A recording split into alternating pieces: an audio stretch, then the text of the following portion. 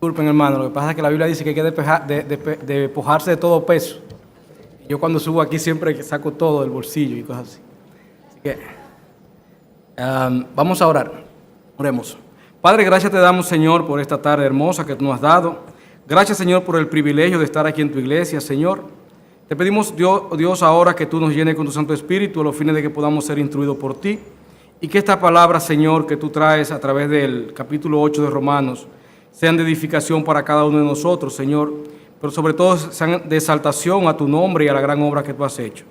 Bendícenos, oh Dios, en el santo nombre de tu amado Cristo Jesús. Amén. Muy bien, hermanos, como ya les dije en la oración, vamos a estudiar hoy sobre Romanos capítulo 8.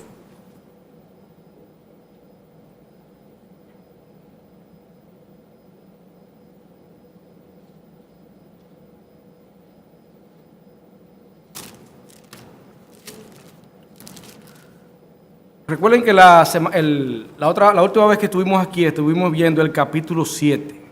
Y en el capítulo 7 encontramos algunas frases importantes que quisiera volver a mencionar. Por ejemplo, en el versículo 8 dice, el pecado, tomando ocasión por el mandamiento, produjo en mí toda codicia. Versículo 9, y hallé que el mismo mandamiento que era para vida, a mí me resultó para muerte. Versículo 14, porque sabemos que la ley es espiritual, mas yo soy carnal, vendido al pecado. Versículo 18, y yo sé que en mí, esto es, en mi carne, no mora el bien, porque el querer el bien está en mí, pero no el hacerlo. Versículo 19, porque no hago el bien que quiero, sino el mal que no quiero, eso hago. Versículo 24, miserable de mí, ¿quién me librará de este cuerpo de muerte? Como vemos, esto es un resumen de un sentimiento generalizado en los cristianos. Mientras más conozco de Dios, mientras más me acerco a Él, más veo mi pecaminosidad y por tanto mi incapacidad de agradarle según mis fuerzas. Este capítulo 7 de Romanos, yo lo veo como esas imágenes que uno empieza a ver y en la medida en que uno se va acercando a ella, uno se va dando cuenta que hay otra imagen que está detrás. Y cuando uno empieza a ver ese capítulo 7, uno ve a Pablo en una situación hasta deprimido. Pero cuando tú te acercas a estudiarlo, te das cuenta que en realidad la imagen que está ahí es la imagen tuya. Y ahí nos quedamos hace unas cuantas semanas. Pero en realidad, eso no es lo que Dios quiere para nosotros. Dios quiere que tengamos una vida, que seamos felices, que vivamos llenos de gozos. Y eso lo vamos a ver a partir del capítulo 8 de Romanos. En capítulo 8 de Romanos podemos llegar a la conclusión de que Dios quiere que seamos felices y sobre todo de que los cristianos somos felices. Y estas son las razones. Somos felices porque sabemos que no tenemos cuentas que pagar. No hay cosa que alivie más a una persona cuando no tiene cuenta que pagar. Cuando salda algo, esto le trae una paz al individuo que es difícil de explicar. Tengo mucho que no la siento, pero es así que se siente. Entonces vamos a leer los primeros 11 versículos. Dice así la palabra de Dios. Ahora pues, ninguna condenación hay para los que están en Cristo Jesús, los que no andan conforme a la carne, sino conforme al Espíritu.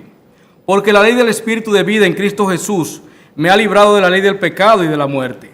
Porque lo que era imposible para la ley, por cuanto era débil por la carne, Dios, enviando a su Hijo en semejanza de carne de pecado y a causa del pecado, condenó al pecado en la carne, para que la justicia de la ley que se cumpliese en nosotros, que no andamos conforme a la carne, sino conforme al Espíritu. Porque los que son de la carne piensan en las cosas de la carne, pero los que son del Espíritu en las cosas del Espíritu. Porque el ocuparse de la carne es muerte, pero el ocuparse del Espíritu es vida y paz. Por cuanto los designios de la carne son enemistad contra Dios, porque no se sujetan a la ley de Dios ni tampoco pueden. Y los que viven según la carne no pueden agradar a Dios. Mas vosotros no vivís según la carne, sino según el Espíritu, si es que el Espíritu de Dios mora en vosotros. Y si alguno no tiene el Espíritu de Cristo, no es de él. Pero si Cristo está en vosotros, el cuerpo en verdad está muerto a causa del pecado, mas el Espíritu vive a causa de la justicia. Y si el Espíritu de aquel que levantó de los muertos a Jesús mora en vosotros, el que levantó de los muertos a Cristo Jesús vivificará también vuestros cuerpos mortales por su Espíritu que mora en nosotros. Entonces vemos acá que somos felices los cristianos porque no tenemos cuenta que pagar. Y lo primero que vemos acá en los primeros 4 versículos es que no hay ninguna condenación para los que están en Cristo Jesús. Recuerden, hermanos, que todos los seres humanos, como nos enseña el mismo Romanos capítulo 3, versículo 23, por cuanto todos pecamos, estamos destituidos de la gloria de Dios. O sea, el ser humano de por sí nace con una condenación, nace ya con una cuenta por pagar, y eso es algo que él no se puede quitar, por sí mismo él no lo puede hacer. Vemos aquí en Romanos 3, versículo 10, como dice, como está escrito, no hay justo ni aun uno, no hay quien entienda, no hay quien busque a Dios. O sea, el ser humano no solamente nace en pecado, sino que tampoco hace nada de por sí por cambiar su situación. Lo dice Romanos 3:12, todos se desviaron, a una se hicieron inútiles. No hay quien haga lo bueno, no hay ni siquiera uno. O sea, el hombre de por sí está completamente condenado. Entonces vemos acá en el versículo 3 de Romanos cómo nos dice, porque lo que era imposible para la ley, que era el problema que Pablo tenía en el capítulo 7, esa lucha que tenía, que la ley no les resolvía, lo que era imposible para la ley por cuanto era débil por la carne, Dios enviando a su Hijo en semejanza de carne de pecado y a causa del pecado, condenó al pecado en la carne. Entonces vemos acá que esa cuenta ya fue pagada por Cristo. Es lo que nos enseña el versículo 3 de Romanos 8. Lo que era imposible para la ley, porque la ley no era que la ley no fuera perfecta, sino que nosotros éramos débiles y no podíamos a través de la ley poder resolver ese problema. Vemos que Dios toma la iniciativa y envía a su Hijo en semejanza de carne de pecado. O sea, vino como hombre, vivió como hombre, y a causa del pecado nuestro, no de su pecado, Él condenó al pecado en la carne al morir en la cruz. Entonces tenemos una deuda que no podíamos pagar, y ahora vemos una deuda que ha sido pagada. Y no solamente que ha sido pagada, sino que no fue un abono que se hizo para que se ejecutara en un tiempo posterior, sino que es una deuda que se pagó en el momento y que tiene efecto inmediato.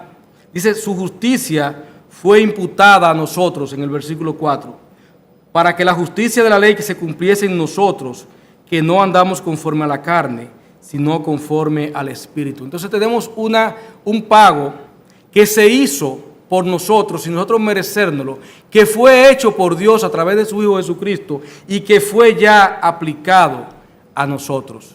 Y eso va a produjo en nosotros los cristianos un cambio, produjo algo en nosotros, lo cual nos hace felices, y es que ahora no estamos bajo el dominio del pecado y por tanto estamos capacitados para hacer cambios en nuestras vidas.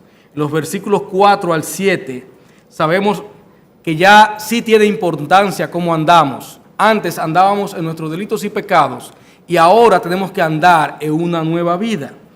Entonces ahora también es importante cómo pensamos, como vemos en el versículo 5. O sea, nuestros pensamientos ya no deben estar orientados a las cosas carnales como antes lo estaban, sino que ahora tienen que estar orientados a las cosas espirituales. Y ahora también tenemos que tomar en cuenta en qué nos ocupamos. Dios vela por qué estamos haciendo. O sea, nuestra deuda fue pagada, ya la justicia fue aplicada, ya hemos sido liberados del pecado, por lo tanto, ya la forma en que andamos sí es importante, la forma en que pensamos sí es importante, y la forma y en lo que nos ocupamos también es importante. En fin, sabemos que solamente podemos agradar a Dios si vivimos según sus reglas. Vemos acá en estos versículos cómo se hace énfasis en que ya no podemos vivir según la carne, sino según el Espíritu. Entonces, liberados, saldados, y ahora estamos entonces cambiando nuestra vida. Pero somos felices porque tenemos el recibo de pago con nosotros, el Santo Espíritu de Dios. Miren cómo nos dice el versículo 8. Mas vosotros no vivís según la carne, sino según el Espíritu, si es que el Espíritu de Dios mora en vosotros. Y si alguno no tiene el Espíritu de Cristo, no es de él. Pero si Cristo está en vosotros, el cuerpo en verdad está muerto a causa del pecado, mas el Espíritu vive a causa de la justicia. Entonces vemos acá, hermanos, en ese versículo 8, cómo nos dice que si tenemos el Espíritu de Cristo, entonces somos de él. O sea, que el Espíritu Santo es como un sello, como un recibo que se nos ha dado de ese pago que se ha hecho a nosotros, donde se testifica que ese pago es firme y que ese pago es de ejecución inmediata. Y eso es algo que debe traernos felicidad a nosotros. Muchas veces vemos que los cristianos son personas gruñonas, son personas hasta aburridas, aparentan aburridas, y se nota hasta en predicaciones donde la persona se ve como que lleva una carga pesada en su vida. Y el cristiano debe ser la persona más feliz del mundo, porque el cristiano no tiene deuda que pagar. Y la deuda que tenía era una deuda que sencillamente lo condenaba para siempre. Usted le puede deber a un banco, hermanos. Usted puede deberle la casa al banco, como yo sé que muchos de los que están aquí lo deben. Lo peor que puede pasar es que el banco vaya y lo desaloje. No va a pasar de ahí, usted va a seguir viviendo. Pero si usted, esta deuda que usted tenía, que era a causa del pecado, no era saldada, sencillamente la condenación era eterna. No se resolvía con un simple desalojo. Somos felices porque aún este cuerpo de pecado será transformado, como nos muestra el versículo 11. Y si el espíritu de aquel que levantó de los muertos a Jesús mora en vosotros, el que levantó de los muertos a Cristo Jesús, vivificará también vuestros cuerpos mortales por su espíritu que mora en vosotros. O sea, nuestro cuerpo también va a recibir una transformación y eso debe traernos felicidad.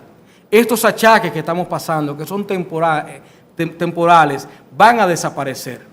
Como nos enseña el apóstol Pablo cuando le escribe la carta a Corintios, capítulo 15, de los cuales no voy a abundar mucho. Primero porque el texto que tenemos es extenso y segundo ya porque el hermano pastor hace unas semanas nos habló bastante sobre este cuerpo que va a ser transformado.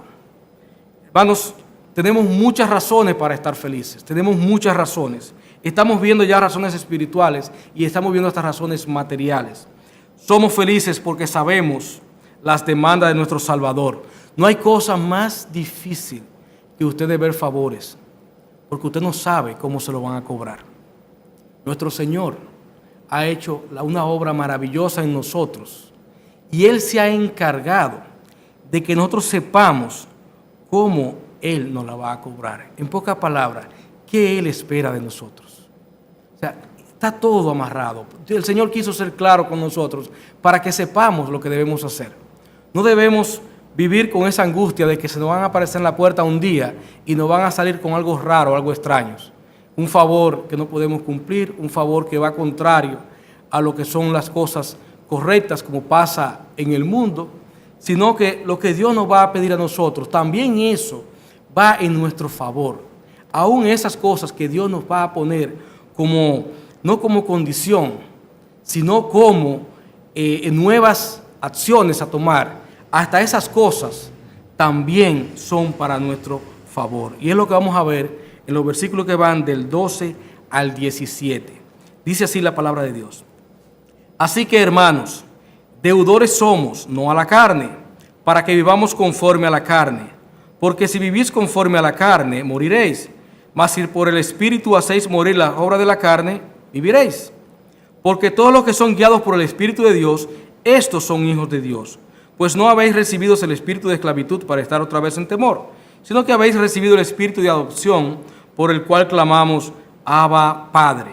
El Espíritu mismo da testimonio a nuestro espíritu de que somos hijos de Dios. Y si hijos, también herederos, herederos de Dios y coherederos con Cristo, si es que padecemos juntamente con Él, para que juntamente con Él seamos glorificados. Sabemos, hermano, aquí que Dios en el versículo 13 nos habla claramente. En el 12 nos dice que somos deudores, ¿verdad? Pero no a la carne. Entonces, debemos algo. Y aquí en el versículo 13 nos dice que Él demanda de nosotros santidad. Dios espera de nosotros que hagamos morir las obras de la carne. Y ahí vemos que hay una acción, no es algo pasivo. Vemos que es algo activo, en lo cual el cristiano tiene que involucrarse intensamente y poner todas sus fuerzas para conseguirlo. Dios demanda santidad, porque Dios es un Dios santo y Él no espera menos de sus hijos. Dios demanda que nos dejemos guiar mediante el Espíritu, su Santo Espíritu. O sea, que ahora cambiemos el manual. Antes nos guiábamos por nuestros apetitos, por la carne, por el mundo. Ahora nos vamos a dejar guiar por su Santo Espíritu, como nos dice el versículo 14. Somos guiados por el Espíritu de Dios, porque somos hijos de Dios. O sea, una persona, hermanos, es feliz cuando esa persona dedica su vida a crecer en santidad y dedica su vida a guiarse solamente por las cosas que Dios le manda. En esa acción, la persona va a sentir felicidad. Dios demanda que vivamos como lo que somos. Los versículos 15 al 17 nos habla claramente que somos sus hijos. Por lo tanto, no debemos estar sometidos al espíritu de esclavitud, sino que debemos estar sometidos a Él. El Espíritu mismo da testimonio a nuestro espíritu de que somos hijos de Dios. El Espíritu Santo no solamente nos muestra como una garantía de que nuestros pecados han sido perdonados, de que no hay ninguna condenación para nosotros, sino que da testimonio de que somos hijos de Dios. Y como hijos debemos vivir conforme a lo que el Padre espera de nosotros. Tú no puedes vivir como un bastardo. Cuando tú vas a una casa ajena, yo viví 4 años en casa de mi hermana y a pesar del vínculo que había, yo siempre me sentí que esa no era mi casa. Y el trato que me dieron fue como si fuera de un hijo, pero yo no era un hijo. O sea, nosotros como hijos de Dios tenemos que tener una relación con Dios de padre a hijo, no de bastardo, no de allegado, sino de padre a hijo, no de avenedizos. Es lo que Dios espera de nosotros. Y debemos mostrar eso en nuestra comunión con Él. Nos habla del Espíritu, cómo nos muestra que hemos recibido el Espíritu de adopción. Y por eso clamamos, Abba Padre. Es como Padre, Padre, Papacito, una forma como íntima. Y eso es lo que Dios espera en nosotros, comunión, intimidad. Vemos aquí que nosotros somos herederos y por lo tanto nuestra vida debe estar orientada a defender su reino, que es defender nuestro reino, hermanos. Nosotros no pertenecemos a este mundo.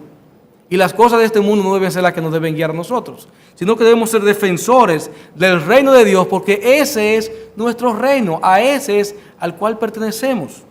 Esperando, hermanos, siempre la glorificación que va a venir para nosotros. Nuestras metas, todo lo que hacemos, todo lo que pensamos, debe estar siempre con los ojos puestos en esa glorificación que se va a dar en nosotros, que Dios ha prometido. En la medida en que nosotros no vivimos una vida que muestre que estamos esperando la segunda venida del Señor, en esa misma medida nos vamos a involucrar en las cosas del mundo y nuestros apetitos y deseos anteriores van a volver a dominarnos a nosotros. O sea, nuestros ojos tienen que estar siempre puestos en el galardón, siempre firmes, puestos en el galardón, porque al fin y al cabo es lo único que importa. En los versículos 18 al 27 vamos a ver otras razones por las cuales los cristianos somos felices. Somos felices porque sabemos que nos espera un futuro brillante, un futuro, hermano, esplendoroso, un futuro glorioso. Nada comparado con lo que hemos pasado en este mundo. No importa tu condición económica o tu condición social, no importa lo que haya sido tu juventud, lo que haya sido tu infancia, lo que te espera a ti, hermano, no es, o sea, lo que tú tienes no es nada comparado con lo que te espera. Y eso va a hacer que tú sueltes estas cosas y las pongas en su justa dimensión. Hermanos, versículo 18 nos dice, porque tengo por cierto que las aflicciones del tiempo presente no son comparables con la gloria venidera que en nosotros ha de manifestarse. Porque el anhelo ardiente de la creación es el aguardar la manifestación de los hijos de Dios. Porque la creación fue sujeta a vanidad, no por su propia voluntad, sino por causa del que la sujetó en esperanza. Porque también la creación misma será libertada de la esclavitud de corrupción a la libertad gloriosa de los hijos de Dios. Porque sabemos que toda la creación gime a una, y aún está en dolores de parto, hasta ahora. Y no solo ella, sino que también nosotros mismos, que tenemos las primicias del Espíritu, nosotros también gemimos dentro de nosotros mismos, esperando la adopción, la redención de nuestros cuerpos. Porque en esperanza fuimos salvos, pero la esperanza que se ve no es esperanza, porque lo que alguno ve, ¿a qué esperarlo? Pero si esperamos lo que no vemos, con paciencia lo aguardamos. Y de igual manera el Espíritu nos ayuda en nuestra debilidad. Pues, ¿qué hemos de pedir como conviene? No lo sabemos.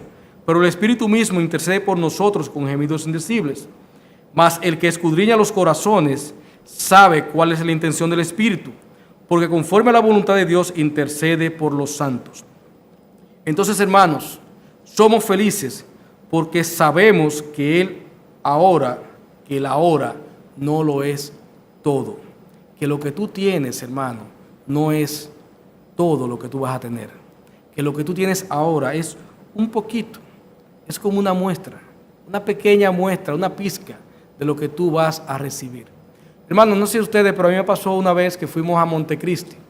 Yo nunca había ido a Montecristi, no sabía lo lejos que era eso. Pero es un viaje cansón, un viaje largo, extenuante. Los pueblos tampoco son muy bonitos, porque no pasa por Moca, sino que pasa por fuera. Y cuando tú llegas, tú vas y tú llegas allá explotado. Pero desde que tú llegas al pueblo de Montecristi, tú encuentras un pueblo bonito, un pueblo como de hace 20 años, porque no se ve como ese progreso que tú encuentras en otras ciudades, pero se ve un pueblo bonito. Luego tú cruzas a Montecristi y encuentras allá las minas de sal. Y eso es un paisaje precioso, porque allá en el fondo se ve el morro de Montecristi. Cuando tú llegas entonces a la orilla de la playa, que tú ves ese mar tranquilo así, tú te sientas ahí en un cheilón y tú te olvidas de todas las 5 horas que tú pasaste en el camino, de todo lo que tú mal pasaste, te olvidas de todo eso desde que tú llegas a Montecristi. Hermano, esto es como un viaje a Montecristi, pero solamente que allá nos espera algo mucho más bonito que lo que tú vas a encontrar en Montecristi. Y debo decirle que es bastante bonito. Podemos decir lo mismo de Bahía de las Águilas, pero yo no he ido, así que no voy a tomar ese ejemplo. Pero me han contado que es también precioso, pero que el viaje es sumamente largo. Entonces, hermanos, sabemos que la hora no lo es todo. Sabemos que lo que nos espera es mucho más. Sabemos que con nuestra redención también incluye la restauración de toda la creación. Hermano, el Señor no solamente nos va a redimir a nosotros y nos va a dejar en un mundo caído, en un mundo contaminado, en un mundo donde todo toma un supremo esfuerzo, sino que toda la creación va a ser restaurada, como vemos en los versículos que van del 20 al 22. O sea, toda la creación quedó afectada cuando el hombre pecó. Y toda esa creación va a ser restaurada. No va a ser tan difícil cultivar la tierra, no va a ser tan difícil vivir la vida como la vivimos ahora. Vivimos una vida, hermano, que si uno se puede analizar, el tiempo que uno dedica al día a buscar con qué mantenerse vivo, si uno se pusiera a analizar lógicamente diría, pero vale la pena, porque en realidad es extenuante. Uno llega a la casa después de 8 o 10 horas completamente explotado y lo único que hace es ponerse a descansar un poco, a tomar energía para volver otra vez a ese ciclo. Gracias al Señor que nos dio un 7º día y que nosotros hemos tomado este domingo para descansar en el Señor y para tomar ese tiempo para tener comunión con nosotros y ver lo que es la iglesia y ver en una pequeña ejemplo lo que va a ser la vida cristiana, la vida de nosotros cuando seamos redimidos. Entonces, hermanos, toda la creación va a ser también restaurada. Sabemos que podemos contar con el Espíritu Santo en todo este proceso de vida de nosotros, en la espera. El Espíritu Santo está con nosotros, hermano, y es el que nos ayuda a poder sobrellevar la vida del día a día. Es el que nos muestra que cuando decimos no al pecado, independientemente de las consecuencias, el Espíritu Santo nos trae paz a nuestros corazones. El Espíritu Santo es el que nos ayuda a que cuando nos ponemos a orar al Señor, Él es quien intercede por nosotros porque Él sabe cuáles son nuestras verdaderas necesidades. Él está como intermediario ahí en nosotros. Él sabe cuál es el propósito del Padre para con nosotros y Él sabe qué es lo que necesitamos. Y Él busca la forma de que nosotros nos alineemos con los propósitos del Padre. Porque no es que el Padre va a cambiar sus propósitos para con nosotros, para adaptarlo a nuestros apetitos, sino que Él va a trabajar en nuestros corazones para que nosotros podamos alinearnos con los propósitos del Padre y podamos sentir gozo en esto. Y vemos que el Espíritu Santo es el que intercede por nosotros con gemidos indecibles, el que está siempre pendiente para nosotros. Entonces, hermanos, que vemos que los cristianos debemos ser felices porque no solamente tenemos un futuro glorioso, sino porque también hoy tenemos a toda la Trinidad trabajando por nosotros y trabajando en nosotros. Somos felices porque sabemos que Dios tiene un propósito establecido para con cada uno de nosotros. Y es lo que vemos en los versículos que van del 28 al 30. Dice así la palabra de Dios. Y sabemos que a los que aman a Dios, todas las cosas le ayudan a bien. Esto es, a los que conforme a su propósito son llamados. Porque a los que antes conoció, también los predestinó para que fuesen hechos conforme a la imagen de su Hijo, para que Él sea el primogénito entre muchos hermanos. Y a los que predestinó, a estos también llamó. Y a los que llamó, a estos también justificó. Y a los que justificó, a estos también glorificó. Entonces, ¿qué vemos aquí, hermanos? Que ese propósito es para bien de nosotros y que todo lo que Él hará será con ese fin. Sabemos que a los que aman a Dios, aquellos que son sus hijos, todas las cosas le ayudan a bien. Hermanos, van a hacer cosas que no van a ser producto de que Dios lo hizo para que nosotros crezcamos. Van a ser cosas que van a ser provocadas por nuestras propias fallas. Pero aún esas cosas, Dios las va a utilizar para el bien de nosotros. Y nuestro corazón tiene que estar preparado para saber que Dios va a trabajar en nosotros.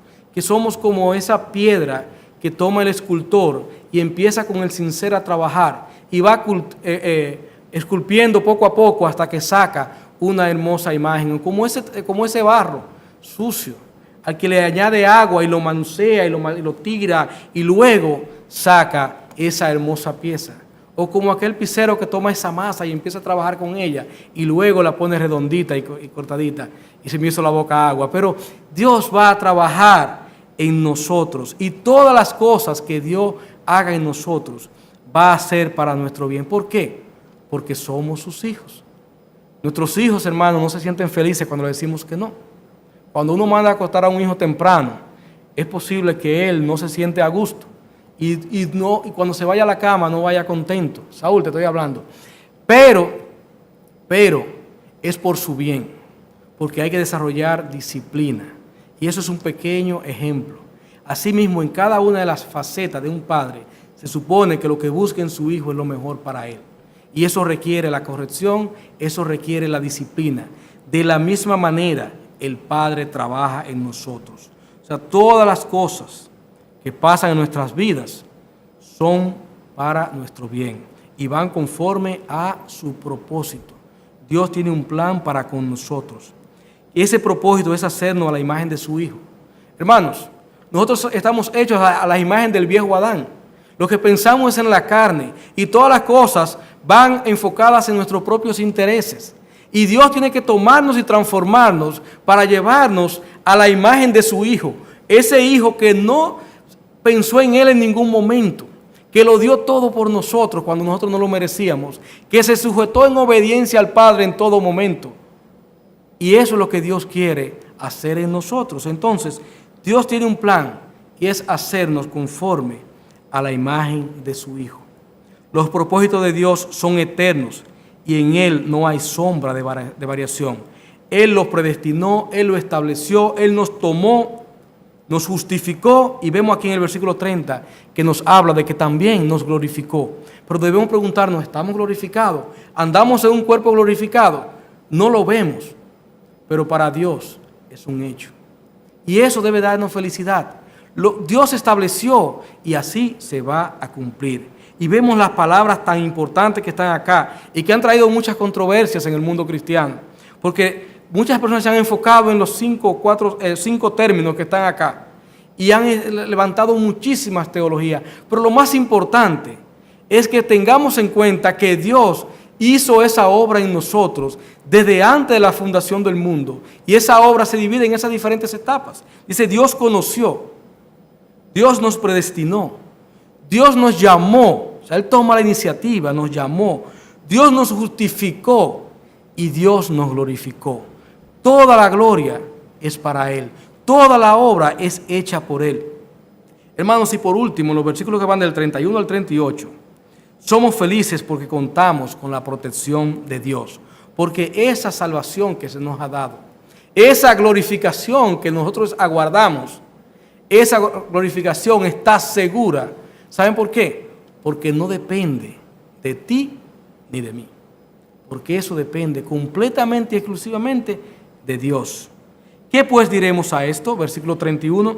Si Dios es por nosotros, ¿quién contra nosotros? Si Dios está a mi lado, ¿quién se va a enfrentar a Él? el que no escatimó ni a su propio Hijo, sino que lo entregó por todos nosotros, ¿cómo no nos dará también con Él todas las cosas? ¿Quién acusará a los escogidos de Dios? Dios es el que justifica. ¿Quién es el que condenará? Cristo es el que murió, más aún el que también resucitó, el que además está a la diestra de Dios, el que también intercede por nosotros. ¿Quién nos separará del amor de Cristo? ¿Tribulación o angustia o persecución o hambre o desnudez o peligro o espada? Como está escrito, por causa de ti somos muertos todos todo el tiempo. Somos contados como oveja de matadero. Antes, en todas estas cosas, somos más que vencedores por medio de aquel que nos amó. Por lo cual estoy seguro de que ni la muerte, ni la vida, ni principados, ni ángeles, ni potestades, ni lo presente, ni lo porvenir, ni lo alto, ni lo profundo, ni ninguna otra cosa creada, nos podrá separar del amor de Dios, que es en Jesús, Señor nuestro. Entonces, hermano, vemos aquí que Dios sacrificó a su Hijo cuando nosotros éramos sus enemigos. Dios hizo el mayor de los sacrificios cuando no éramos nada. Y ahora que somos sus hijos, ¿cómo no nos dará todas las cosas? Entonces, eso debe darnos a nosotros también tranquilidad, paz. Y esas cosas se traducen en felicidad. Él fue que nos escogió y Él nos justificó. Él nos proveyó de un redentor cuando éramos sus enemigos. Ahora somos sus hijos y es su Hijo quien intercede por nosotros. Y decimos que Cristo quien está intercediendo por nosotros, que está sentado a la derecha del Padre. Cuando se habla de sentarse a la diestra, significa del poder, que tiene la autoridad, que tiene dominio. O sea, Cristo tiene dominio sobre toda cosa creada. Y es importante que aquí en estos versículos nos habla, en el versículo 35, de tribulación o angustia, o sea, dificultades terrenales, tribulación, angustia, persecución, hambre, cosas personales, desnudez, peligro o espada. Ninguna de esas cosas nos van a separar del amor de Dios. Nadie nos va a poder condenar porque Cristo fue el que nos justificó. Satanás siempre va a buscar la manera de acusarnos, pero sencillamente sus acusaciones se caen porque Cristo cumplió toda la ley por nosotros y toda la ley fue aplicada a nosotros. La justificación que venía para aquel que cumpliera la ley se aplicó a nosotros, así que nadie nos puede acusar. Dios fue que nos justificó, Cristo fue que nos redimió y Cristo es el que intercede por nosotros. ¿Quién nos separará del amor de Cristo? Nadie nos va a separar. Entonces, hermanos, vemos aquí entonces en los versículos 38 algo interesante. Cómo Pablo habla de que esa garantía es presente y también es futuro. No habla ni la muerte, ni la vida, ni ángeles, ni principados, o sea, ni cosas terrenales, ni cosas ya supraterrenales, ni potestades, ni lo presente, ni lo porvenir. Ninguna cosa creada nos podrá separar del amor de Dios. Entonces, hermanos, en conclusión, ¿en verdad eres feliz? Como cristiano, ¿tú eres feliz? ¿Eres feliz? ¿El Espíritu Santo mora en ti? Es la primera pregunta que tú debes hacerte. ¿Andas como Cristo anduvo? ¿Es Cristo tu ejemplo? ¿Son las cosas espirituales las que dominan tu mente? ¿Descansas en Dios en todas las circunstancias? No importa lo que esté pasando. ¿El Espíritu Santo guía tu vida en todo? ¿Tu vida muestra cambios que sabes que solo Dios haría en ti? ¿Estás expectante de la venida del Señor, de la segunda venida del Señor? ¿Es eso lo que todos los días te llena de ánimo? ¿Ves en las dificultades una oportunidad para agradar a Dios? ¿Quieres hacer feliz a otro? Solamente debes predicar el Evangelio. ¿Lo estás haciendo? Hermanos, si alguna de estas preguntas es no, lo que debemos hacer es acudir al Señor, porque Él, mediante su Santo Espíritu, Él nos va a transformar y va a cambiar todos esos no en sí. Amén. Que el Señor nos bendiga. Vamos a orar. Padre, gracias te damos por tu palabra, Señor, porque sabemos, oh Dios, que tú solamente en este capítulo, Señor, tienes tanta información para nosotros que podríamos tomarnos mucho tiempo, Señor, muchos días, analizando, estudiando, Señor. Pero tú pusiste, Señor, en nuestro corazón el hablar del gozo de ser cristiano, Señor, para que cada uno de nosotros, Señor, tenga una vida, Padre, que te glorifique al mostrar ese gozo hacia los demás, Señor. Ayúdanos, Señor, a llevar ese gozo a otros que lo necesitan como nosotros un día lo necesitamos, Señor. Danos la fuerza, Señor, danos el valor, Señor, y danos, Señor, la convicción de que, oh Dios, sin ti las personas están perdidas. Guíanos en esta semana, Señor, conviértenos en evangelistas, Señor, y que tu evangelio llegue a cada persona que veamos en estos días, Señor. En el nombre de tu amado Cristo Jesús.